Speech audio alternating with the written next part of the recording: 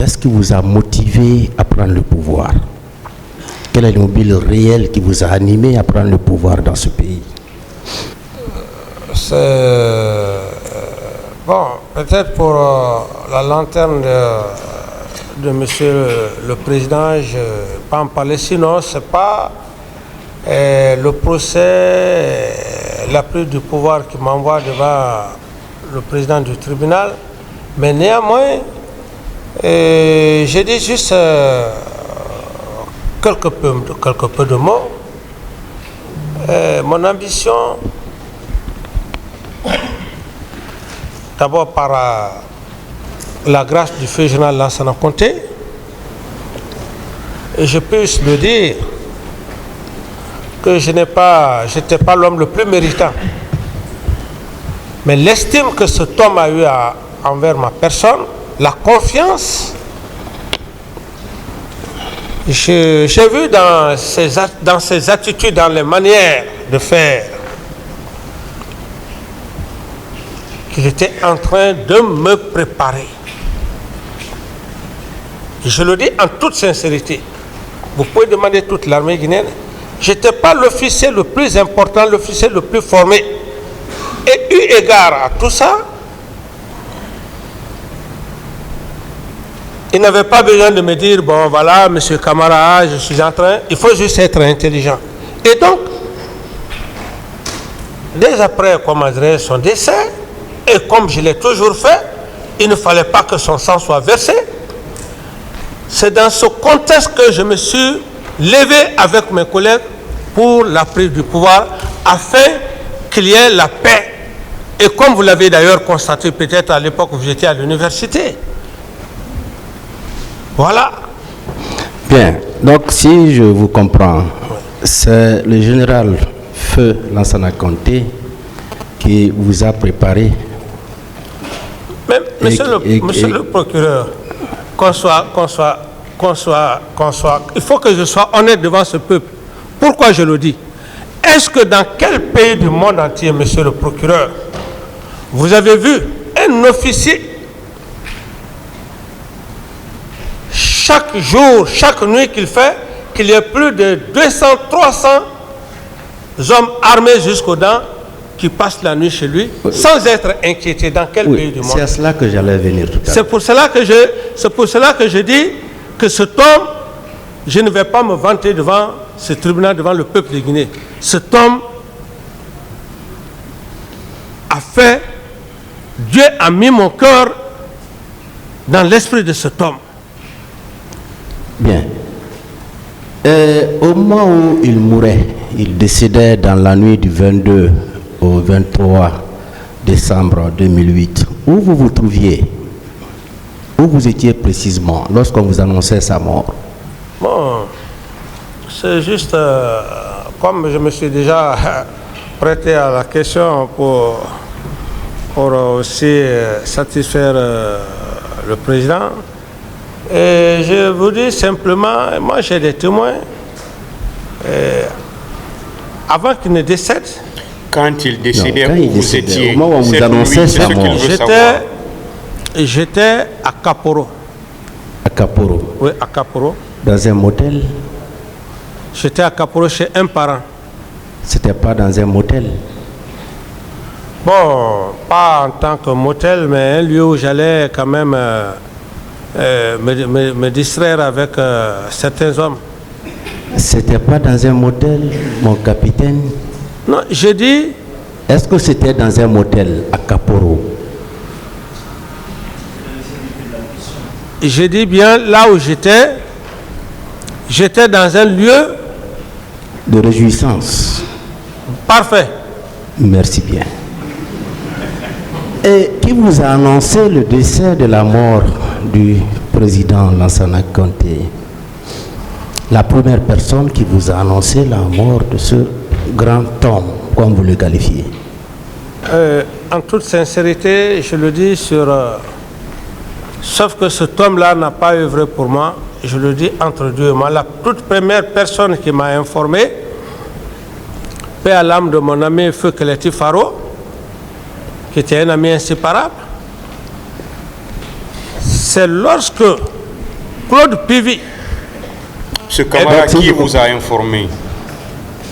Quelle est la première personne qui vous a informé? La première personne qui m'a informé,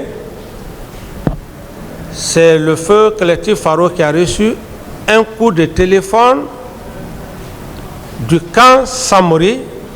D'autres questions? Donc, c'est collectif Faro qui vous a informé? Non, j'ai dit, il a reçu un coup de téléphone parce que j'étais avec lui. J'étais arrêté avec lui. Il a reçu un coup de téléphone.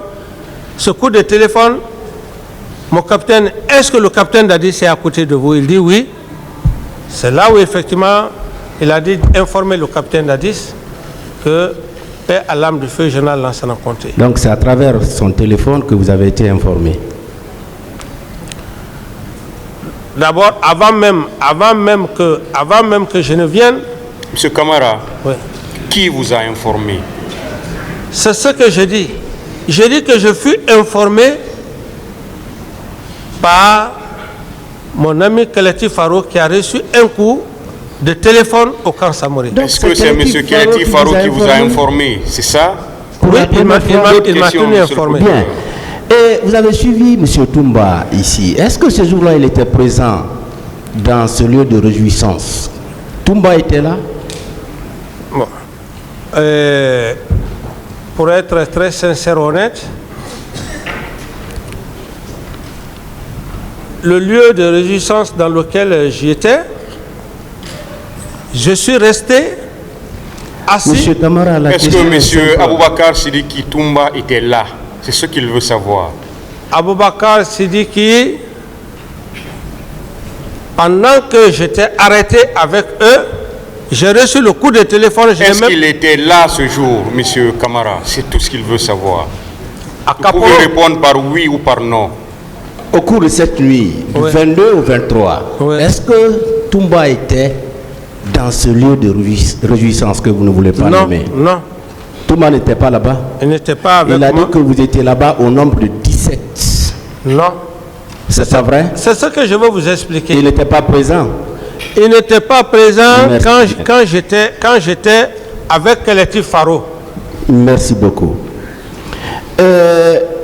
Au cours de son interrogatoire ici, à la barre, colonel Pivi a dit qu'au sein de l'armée guinéenne, il y avait des éléments incontrôlés qui n'étaient pas du tout soumis. Est-ce que vous confirmez cela? Oui, je confirme comme il a dit, des éléments incontrôlés ou l'a même qualifié d'électron. D'accord. Ce fut le même cas, ce qu'il a eu à me faire. C'est ça, si effectivement il était sous mon contrôle, il ne se serait pas rendu au stade. C'est ça. Bien. Et le même Pivi dit que tout ce qu'il faisait, il vous rendait compte. Qui disait? Tout ce qu'il faisait, Pivi, colonel Pivi. Il dit que tout ce qu'il faisait, il vous rendait compte. Que tout ce que lui il faisait, il me rendait compte régulièrement. Oui, c'est dans la mesure où je lui confiais des missions, mais c'est pas à tout moment qu'on peut rendre compte, comment dirais-je, à un chef. C'est quand il y a des missions qu'on peut rendre compte au chef. Donc c'est quand vous le commettiez à des missions qu'il vous rendait compte. Parfait. Sinon, ces autres agissements, est-ce que vous rendez compte aussi? Non, sinon c'est de la simple visite. Vous êtes là et puis voilà, c'est de la simple visite. Bien, une fois les hommes de la présidence étaient aux prises avec ceux du colonel Kibro au camp militaire, camp Alpha Yaya, vous étiez intervenu pour les départager? Oui, bien sûr. Et quel était le motif de cette opposition, de ces prises-là? Le motif, c'est M. Selou Dalin Diallo qui a été victime de brigandage. D'accord. Et donc... et par qui? Par les éléments de Toumba. De Toumba. Donc les éléments de la présidence. Voilà les éléments de la présidence, bien sûr. Oui. Et donc, la troupe de M. Teboro, le colonel Teboro a mis main sur ces éléments et il les a gardés au niveau de l'enceinte de leur bâtiment. D'accord. C'est ce qui s'est passé. Donc il y a eu la réaction. Et vous êtes intervenu, vous avez demandé leur libération. Vous dites Vous avez demandé leur libération. Vous avez demandé au colonel Teboro de les libérer. Quand je suis venu, mon souci c'était quoi? Parce qu'ils avaient des armes. Il ne fallait pas laisser qu'ils s'entre-déchirent. Je suis venu. Le but c'était de calmer les hommes du colonel Teboro. Et quand je suis venu, je leur ai dit, voilà, écoutez, vous êtes les forces spéciales, je vous demande vraiment de vous calmer. Et donc, j'ai calmé la situation et puis j'ai rejoint, comment dirais-je. Et vous l'avez demandé de les libérer, non? Vous avez demandé au colonel Teboro de les libérer? Mais voilà, j'ai dit bien que c'est la scène que je vous explique. Je ne suis pas venu pour libérer des gens, je suis venu pour essayer de faire de l'accalmie entre les hommes du colonel Teboro et les hommes de Maintenant, à la fin, ils ont été libérés? Bon, à la fin, là, je ne sais pas parce que c'est pas mes attributions.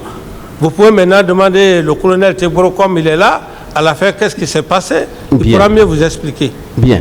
Est-ce que les hommes de Teboro étaient souvent coiffés de béret rouge? Vous dites? Les hommes de Teboro. Est-ce que parfois ils portaient des bérets rouges? Non, les hommes de Teboro portaient le béret vert avec des t-shirts noirs que moi-même, je les qualifiais de force spéciale. D'accord. Et d'ailleurs, c'est cette même force-là qui a fait que il y a certaines choses qui ne se sont pas passées au camp. D'accord. Et parlez-nous de Foromo. Qui est Foromo? Bon, monsieur le procureur, vous parlez de Foromo. La personne qui a parlé de Foromo, c'est cette personne-là que vous devrez la faire venir ici. Vous n'avez jamais connu Foromo? Il y a plusieurs Foromo. Oui, Foromo le féticheur alors. Je dis bien. Je précise. Foromo le féticheur. Ça n'engage que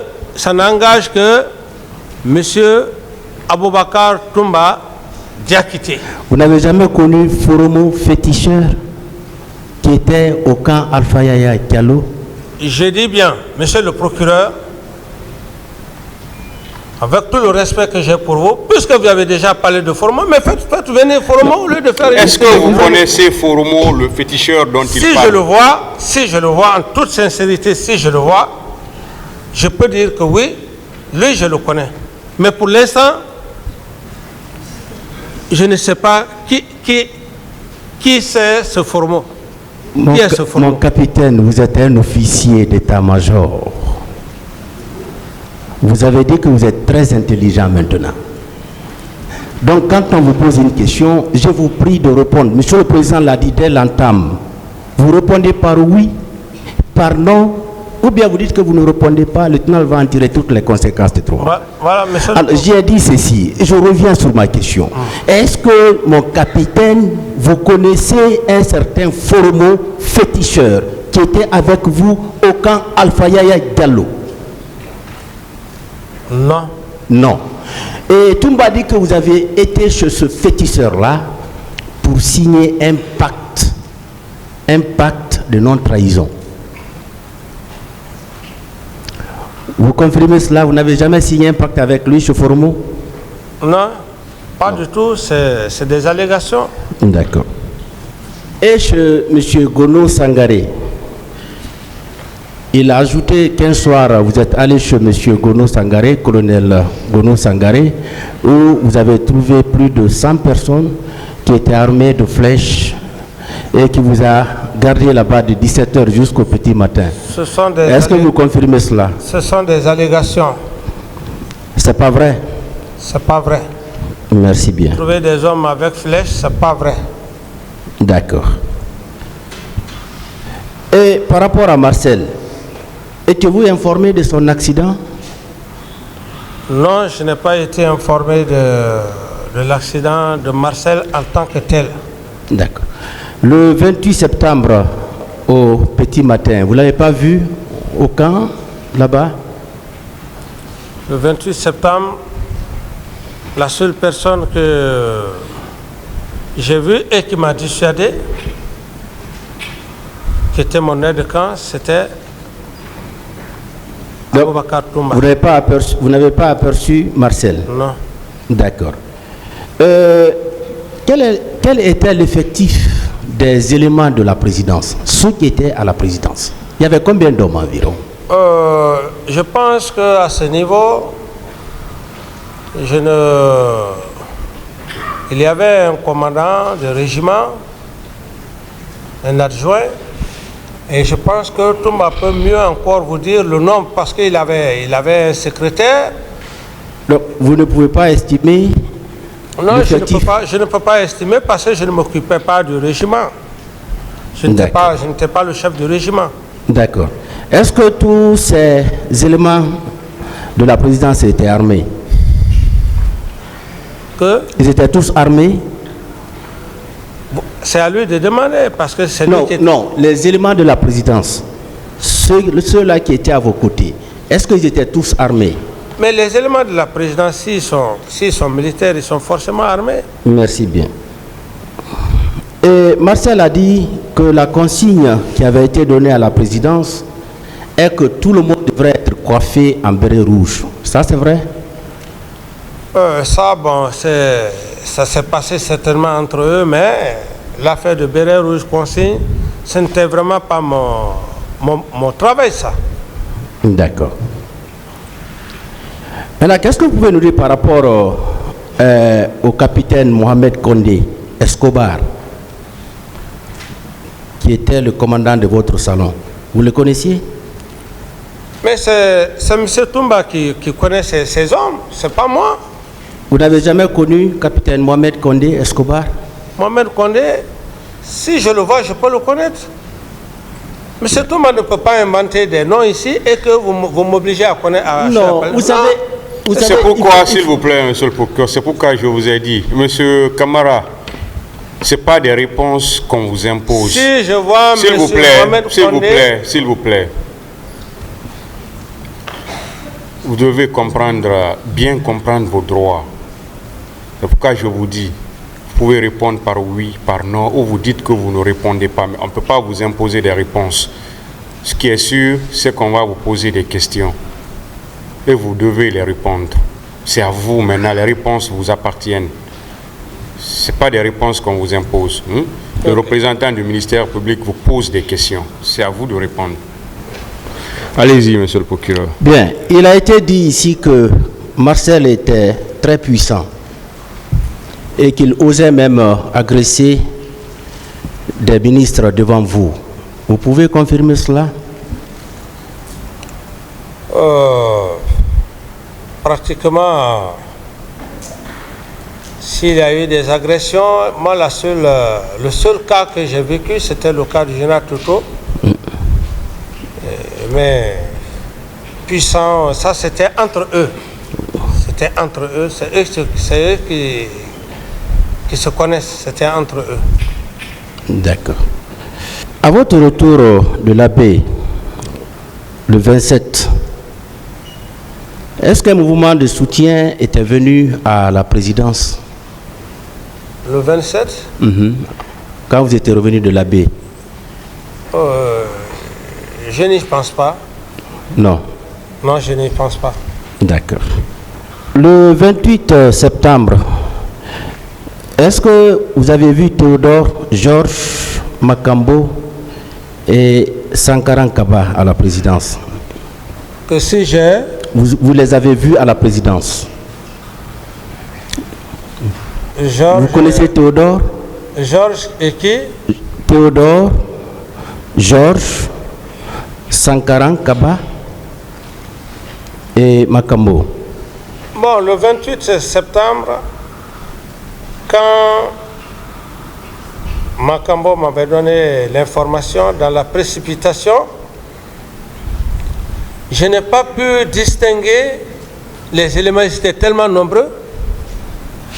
Mais j'estime que on était tous là-bas, peut-être à la seule exception qu'ils puissent aller ailleurs.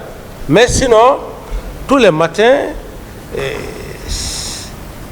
Est-ce que le 28 septembre, vous avez remarqué leur présence à la présidence?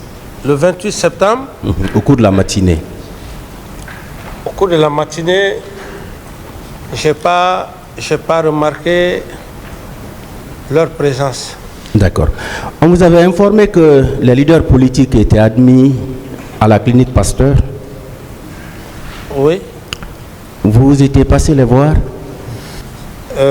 Quand le colonel Teburo m'a informé,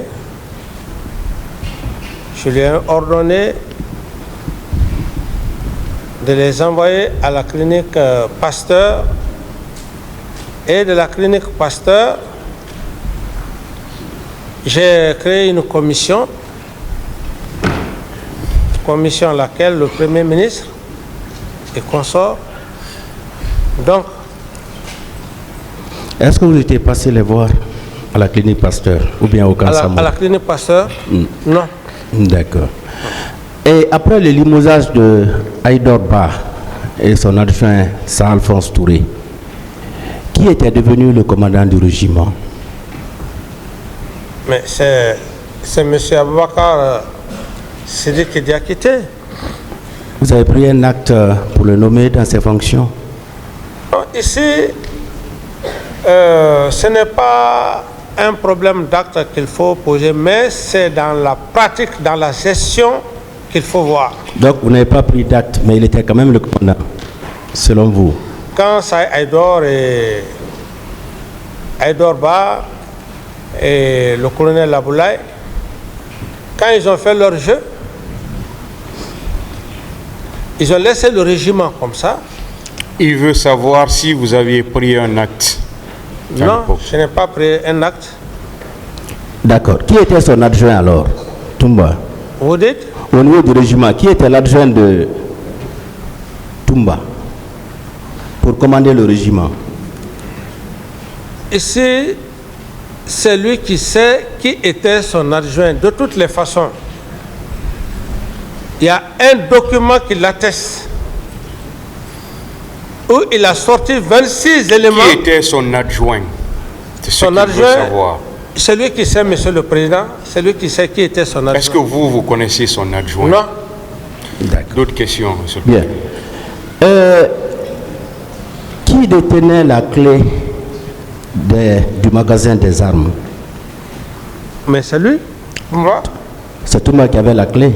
Mais parce qu'il avait le régiment et il s'en servait de toutes les armes.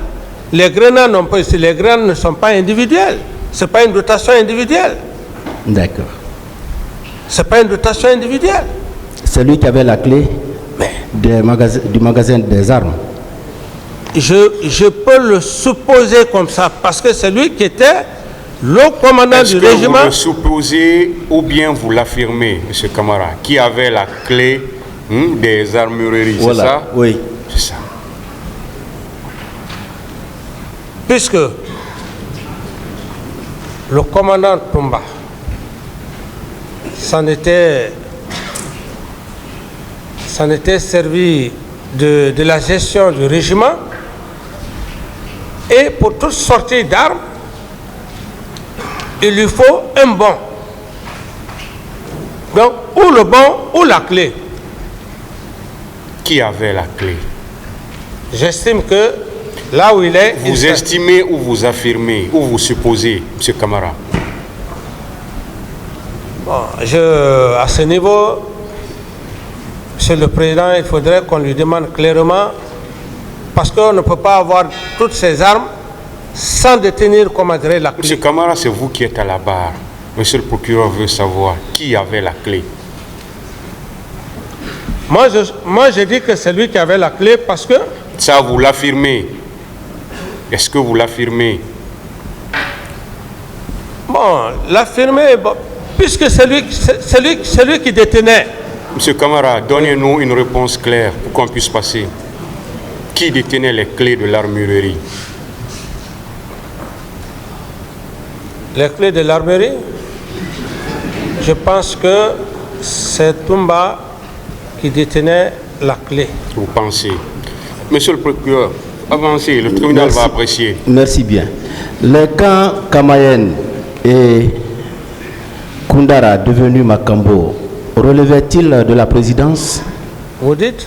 Les camps Kamayen et Koundara, devenus Makambo, relevaient-ils de la présidence? Qui revenaient de la présidence? Oui, si ces deux camps-là relevaient de la présidence. Le camp Koundara, Kamayen, Oui. bien sûr, oui. D'accord. C'était des Et unités qui isolées. commandait ces deux camps-là? Vous dites? Les deux camps-là étaient commandés par qui?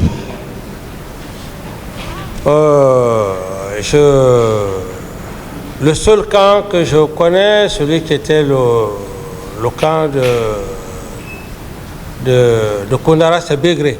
Mais l'autre camp, le camp Kamayen, Vous ne connaissez pas le... non, je ne m'occupais pas de ça en toute sincérité, parce que j'avais des hommes de confiance. D'accord. Je n'avais rien à voir avec les commandants d'unité. Bien. Colonel Chérif Diaby, il dit que le jour des événements, il vous a rencontré 2 fois, Oui. à 13h et à 20h, pour vous faire le compte-rendu de ce qui se déroulait sur le terrain. C'est vrai? Vous confirmez cela? Oui. Merci bien. Alors, ce même Chérif dit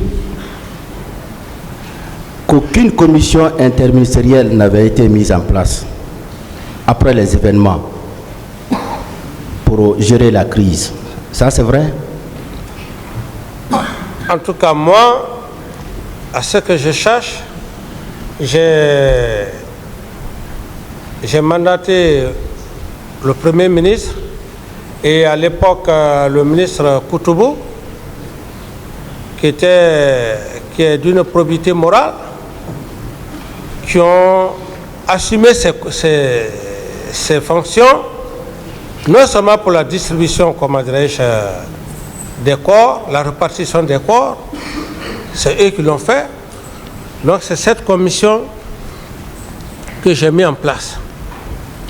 D'accord.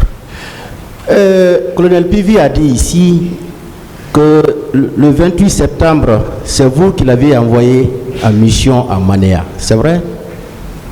Le 28 septembre, avant d'aller à l'abbé,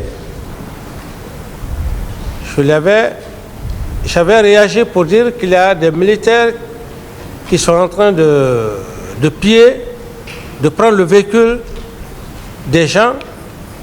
Et quand je l'ai fait, comment dirais, ces remontrances, donc j'ai voyagé à l'abbé. Et au retour, comme il a si bien dit, c'est par rapport à ça qu'il est allé effectivement exécuter la mission que je lui avais confiée. D'accord. Il était revenu vers quelle heure? Oh, il était venu après... bon, je ne peux pas exactement... C'est après les événements, c'est après qu'il y a effectivement le massacre au stade du 28 septembre qu'il est venu. Oui, il dit que quand il est arrivé à Bambeto, il a appris ce qui s'est passé au stade, mais à son retour au camp, il vous a fait le compte rendu, non seulement de sa mission, mais de ce qu'il avait appris. Et à cette occasion, vous lui avez dit que c'est vous qui avez envoyé le colonel Kebro pour maintenir l'ordre au stade. C'est Pivi qui a dit ça, ici. Oui, mais le colonel Pivi a dit devant vous ici, monsieur le procureur, qu'il ne l'a pas dit. Donc, non, il l'a dit, hein. Nous, oui, on l'a noté. oui, mais moi, je dis bien que toute personne qui fait des déclarations de la sorte n'engage que cette personne. Voilà. Donc, ce qu'il a déclaré là, dire que c'est vous qui avez envoyé... Non, je n'ai jamais envoyé le colonel Tebro. Le colonel Tebro, c'est sa mission. C'est un gendarme, un officier de police judiciaire. Ils sont chargés du maintien d'ordre. Le matin... Donc, M. Colonel Pivi n'a pas dit la vérité par rapport à ce point. Non, s'il dit que j'ai envoyé le colonel Tebro, Je n'ai jamais envoyé le colonel Teboro. Merci beaucoup. Et est-ce qu'il arrivait, lors de votre règne, que des citoyens soient enlevés ou arrêtés, gardés au niveau du camp Alpha Yaya? Ça, je n'en sais rien. Vous n'avez jamais appris cela? Non, mais un président, quand même, c'est pas une fonction qui va te permettre de sortir voir. Non, quand même. Un chef d'État, ce n'était pas mon problème, ça. Moi, j'étais dans mon bureau. D'accord. Il faut respecter quand même la fonction d'un chef d'État, quelle que soit la nature. Hein. Bien. Je reviens un peu par rapport à Aïdor Ba et son adjoint, qui était bien sûr le commandant du régiment, et également Touré, qui était l'adjoint. Est-ce que vous confirmez, je reviens là-dessus, vous confirmez qu'après leur limogeage, vous n'avez pris aucun acte officiel pour nommer qui que ce soit à la tête du régiment? Oui. Merci bien. Et le régiment était composé de combien d'hommes? Je ne saurais vous répondre, monsieur le procureur. Ce n'était pas dans mes attributions. Un chef d'État n'a pas besoin de chercher à savoir, même si on est militaire, à moins que vous soyez curieux. Mais ça n'a jamais été mon problème. Je n'ai jamais cherché à savoir ce nombre. D'accord. Vous avez dit ici que vous n'êtes pas prêt à demander pardon aux victimes. C'est plutôt Toumba et Sekouba qui doivent demander pardon. Vous confirmez cela? Vous maintenez cela? J'ai été très clair, monsieur le procureur. Avant tout, je suis un être humain. Je suis appelé un jour à être rappelé par Dieu. J'ai dit clairement, contrairement à des hypothèses qui se passent, le président Dadis doit demander pardon aux leaders, aux victimes. J'ai dit non. Ceux qui ont commis les actes, qu'ils le reconnaissent d'abord. Une fois reconnaître les actes, je serai le premier à demander pardon au peuple de Guinée. Mais des gens qui ont commis des actes, ils ne veulent pas reconnaître, moi je vais venir demander pardon aux victimes. Mais c'est être quand même, je ne sais pas. C'est dans ce sens-là que j'ai parlé. Sinon, les victimes, où je suis, monsieur le procureur, ceux qui ont commis les actes, je dis bien, ceux qui ont commis les actes, ou même si M. Aboubakar Touma Diakité avait eu le courage de dire qu'il est parti au stade, je serai le premier à venir demander pardon, le fait qu'il a reconnu, le fait qu'il a fait, j'allais le faire. C'est comme un père de famille. Vous avez des enfants, ils ne reconnaissent pas leur faute. C'est dans ce contexte que j'ai parlé. Mais je respecte la mémoire des victimes. Et je suis prêt. Lorsque, monsieur le président, la sentence va tomber, si je suis acquitté, et j'estime bien que je serai acquitté, je serai le premier à demander au peuple de Guinée. Mais que justice soit faite d'abord. Bien. Que justice soit faite. Bien. En 2009, est-ce que vous vous souvenez avoir donné des instructions à votre intendant, colonel Gonou Sangaré, afin de procéder au retrait de la somme de 10 milliards de francs guinéens au niveau de la Banque centrale, afin d'entretenir les recrues de Kaléa? Vous vous souvenez avoir donné ces instructions? Monsieur le procureur, ce n'est pas M. Camara. Cela ne ressemble pas à M. Camara. Vous n'avez jamais donné d'instructions dans ce sens? Je n'ai jamais donné l'ordre à qui que ce soit. D'accord. de débloquer un montant de quelque nature que ce soit. Et vous n'avez pas appris aussi que ce montant-là a été décaissé pour entretenir les recrues de Kalea? Vous n'avez pas appris cela aussi? Je n'ai jamais appris. Merci beaucoup. Bien. Qui est Jacques Mahomi? Jacques Mahomi? Si je le vois, je peux le connaître, monsieur le procureur. Par son nom, vous ne pouvez pas le connaître? Par le nom, je ne peux pas le reconnaître. C'est comme le cas qu'on parlait de Condé. Si je vois Condé Mohamed, peut-être que je peux le reconnaître. Au niveau de la présidence, il n'y avait pas un certain Jacques Mahomi? Je dis bien, monsieur le procureur, si je vois monsieur Jacques Mahomi, je peux vous dire que oui, je le connais ou je ne le connais pas. Bien. Est-ce qu'il y avait combien de recrues à Kalea? Ou bien on ne vous a pas dit même le nombre? Par rapport à l'affaire de Kalea, monsieur le procureur, le président ne s'occupe pas du recrutement. Un. Deuxièmement, si vous voulez en savoir ce qui s'est passé à Kalea, que le général Sekouba soit là, c'est lui qui a fait le recrutement. Qu'il soit là. Tant qu'il n'est pas là, c'est lui qui a fait le recrutement de Kalea, c'est lui qui sait comment il a recruté. Oui. Mais moi, je ne parlerai pas à sa place. Mais sous votre autorité? Mais sous mon autorité, quelqu'un qui a violé d'abord un principe, le jour du 28 septembre, Monsieur il Camara, s'en va sans mon ordre de mission. Monsieur Camara, la question est de savoir est-ce que vous connaissez le nombre des recrues de Kalea? Je ne connais pas le nombre des recrues, monsieur le président. D'autres questions, monsieur le procureur? Bien. C'est que par rapport à Kalea, il n'y a plus de doute parce que notre parquet a pris soin d'écrire au directeur actuel de Kalea. Il nous a répondu. Et nous allons mettre après l'écrit à la disposition de vos conseils. Et ce directeur a dit quoi? Juillet 2009-2010, arrivée des soldats du CNDD. Recrutement et formation des soldats du CNDD.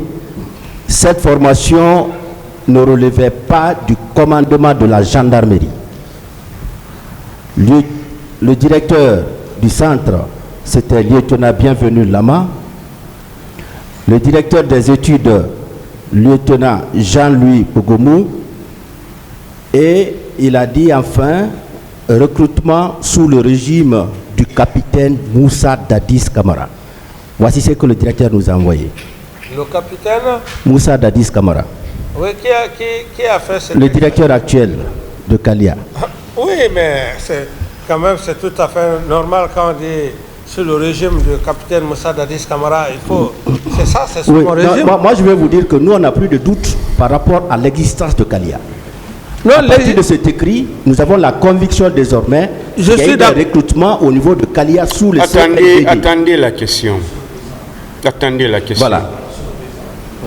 Qu'on ne nous interrompt pas surtout. Oui. Hein. Voilà, monsieur le procureur, je voulais vous donner... qu'on ne nous interrompt pas. Je voulais vous donner une précision. Oui, attendez, monsieur le procureur. On ne s'est pas compris. On ne s'est pas compris, monsieur le procureur. Avec votre permission. Voilà, on ne s'est pas compris. Je voulais juste vous dire... S'il vous plaît. Attendez. Monsieur le Président, avec votre permission, on veut bien que notre client continue à répondre aux questions relatives à la pièce à la disposition du procureur. Mais comme vous le savez mieux que quiconque ici dans cette salle, les pièces, les preuves, elles sont discutées de façon contradictoire. Nous ne pouvons pas admettre qu'une pièce qui n'est pas à la portée de toutes les parties fasse l'objet de débats. Ça viole le contradictoire, ça viole les droits de la défense. Je vous remercie. Je voudrais bien, si le ministère public veut que des débats se prolongent sur cette pièce, qu'elle soit portée à la connaissance du président, Moussa Dadis Camara, des parties civiles et de tous les accusés.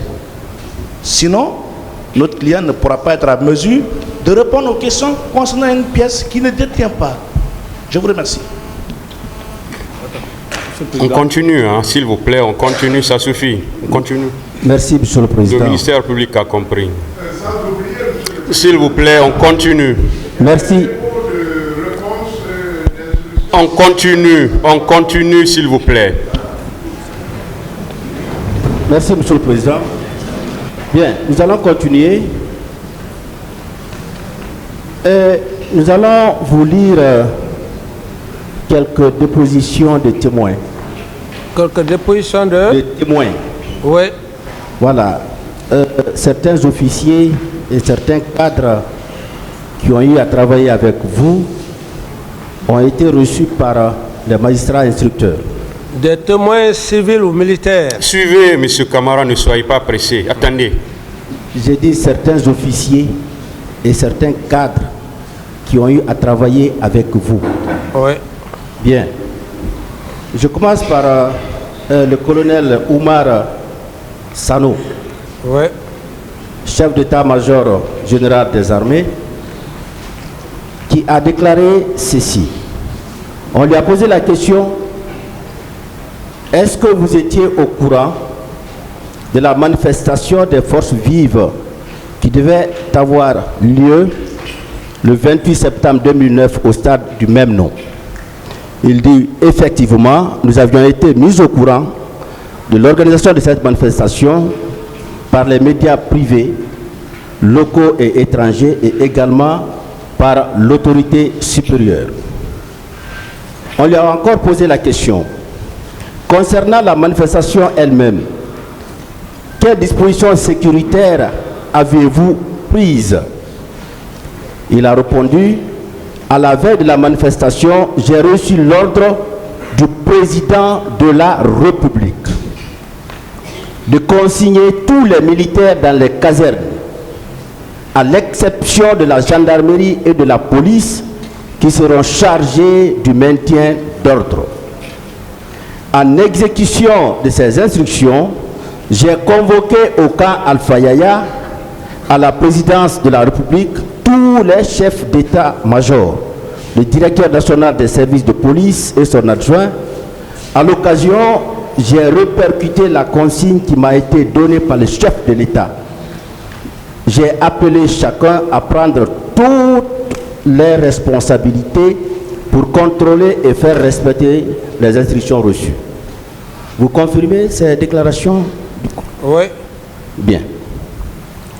Peu après, j'ai reçu une délégation de la Croix-Rouge qui m'a demandé de lui passer des véhicules pour permettre le ramassage des corps qui gisaient au stade. J'ai agréé la demande aussitôt en ordonnant au chef de train de mettre les véhicules qu'il fallait à leur disposition au nombre de 4. Je précise que c'est la Croix-Rouge qui s'est occupée du ramassage des corps. Un rapport dressé à cet effet et qui m'a été déposé par la dame, lesquels intéressés ont trouvé, voilà, par la dame à l'état-major, le nombre de corps y est indiqué ainsi que les circonstances dans lesquelles les intéressés ont trouvé la mort. Ces causes tenaient à la bousculade, à des impacts de balles. Ce rapport important se trouve dans les archives de l'état-major général des armées que j'ai déjà quitté. Vous confirmez cela aussi? Ça, c'est sa déclaration. D'accord.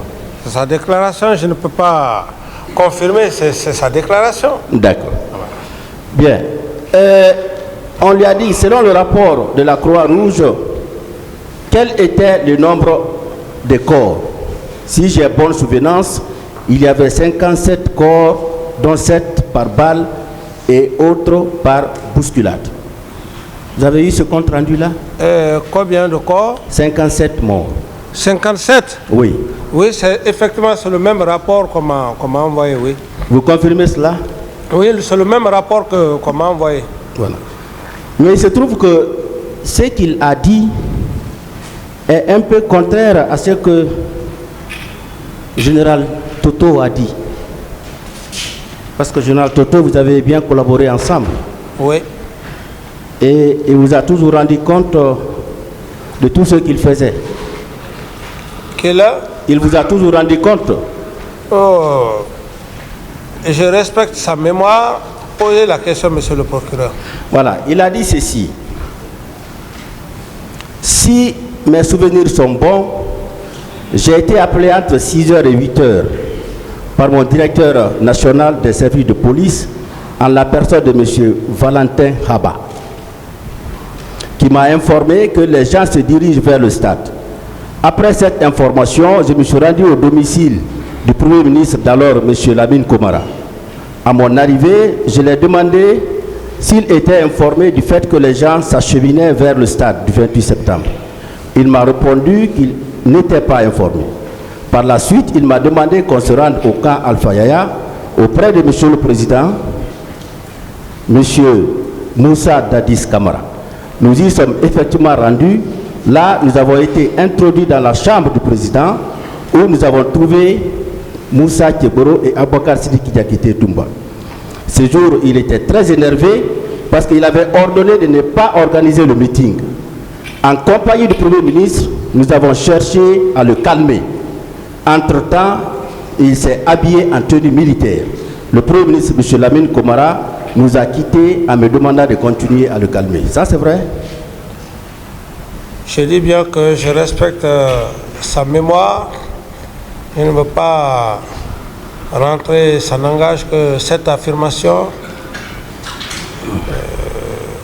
Oui, est-ce qu'il était ne m'engage pas, cette affirmation ne m'engage pas. D'accord. Alors, par rapport aux différents corps, voici ce que le général Toto a dit. C'est à 13h que de mon bureau, j'ai été informé. À 14h, je me suis rendu au camp Samori où j'ai constaté la présence d'un camion militaire avec à son bord 22 corps que nous avons bien comptés. Je suis allé immédiatement au camp Alpha Yaya pour rendre compte au président de la République, M. Moussa Dadis Kamara. C'est vrai, il est allé vous rendre compte? Monsieur le général Toto, il est décédé, je ne peux pas parler à sa place. Ce qu'il a dit, c'est pas vrai. Je ne m'y reconnais pas là-dedans. D'accord. Il a continué, il dit en réaction, il, c'est-à-dire vous, m'a dit voilà pourquoi il ne voulait pas que ce meeting-là soit organisé. Est-ce que vous aviez déclaré ça en sa présence? Monsieur le procureur, qu'est-ce que vous voulez maintenant que je dise? Vous savez que c'est simple. Cette déclaration, je ne l'affirme pas. Très bien. Il est déjà mort. Je respecte sa mémoire. Il a continué en disant à 17h, j'ai été informé que 3 camions stationnés dans la résidence de feu général Lansana Conté avaient à leur bord des corps. Au décompte, il contenait 54 corps. Je suis reparti au camp Alpha Yaya pour rendre compte encore au président. Je lui ai dit qu'il y avait 54 corps dans 3 camions garés dans la résidence de feu président Lansana Conté. Là, il n'a pas dit mot. C'est ce que je sais. Vous ne confirmez pas ça aussi? Et je n'ai pas vu de corps. Et pour preuve, vous savez ce que je vais vous dire, quoi? Parce que dans la vie, c'est pas parce qu'aujourd'hui le général Toto n'est plus de ce monde. J'aurais voulu, s'il était là, parce que des corps tels que vraiment vous l'exprimez, connaissant la situation, on m'aurait transporté ce corps-là au camp Alpha Yaya pour me mettre devant les faits accomplis. Mais si tel n'a pas été le cas, on dit que tel lieu, tel corps, et même le ministre de la Santé m'aurait fait un compte rendu. Donc, monsieur le procureur, franchement parlant, cette assertion n'engage que la personne vraiment qui a eu à le dire. D'accord. Monsieur le directeur général de la police nationale, Monsieur Haba Valentin, a dit ceci. J'étais là lorsque le colonel Ansoine m'a appelé pour me dire que tout est gâté et pour cause, il y a des coups de feu. Sous l'instruction du général Toto, nous avons déposé tous les corps à l'infirmerie du camp Samori. Donc il vient confirmer ce que le général Toto a dit. Il dit qu'effectivement, des corps ont été déposés au niveau du camp Samori. Oui ou non, vous croyez en ces déclarations du directeur national ou directeur général de la police? C'est ce que je vous dis, monsieur le procureur. Moi, je n'ai pas vu de corps. Est-ce que je peux confirmer ces déclarations? Non, je n'ai pas vu de corps en ma qualité de chef d'État à l'époque. Le minimum serait quand même de me faire voir c'est quoi. Mais si tel n'a pas été le cas, et dans le PV même, nulle part c'est écrit, on a transporté tel corps au camp Al-Faya pour que le président Camara puisse voir à l'époque. D'accord. Par rapport au stade, le directeur du stade en 2009 avait été entendu aussi. Il s'agit de M. Ibrahima Souri Keita. Alors voici l'état dans lequel il avait trouvé le stade. À mon arrivée au stade avec mes travailleurs, j'ai constaté ce qui suit. La présence de plusieurs chaussures à tous les endroits du stade, les portails endommagés, la présence d'une grenade non loin de mon bureau sous les sacs contenant des matériaux du terrain synthétique, le tunnel endommagé, quelques fauteuils endommagés sur la pelouse. Alors, ce qui veut dire que effectivement, il y a eu des tirs au stade. Qu'il y a eu des tirs au stade. Je n'en disconviens pas, ce serait de très mauvaise foi pour dire qu'il n'y a pas eu de tirs. Quand bien même que je n'y étais pas, mais à ma connaissance, il y a eu bien des tirs à ma connaissance. Il faut se dire la vérité parce qu'il y a eu des morts. Bien, pour le moment, merci, Monsieur le Président.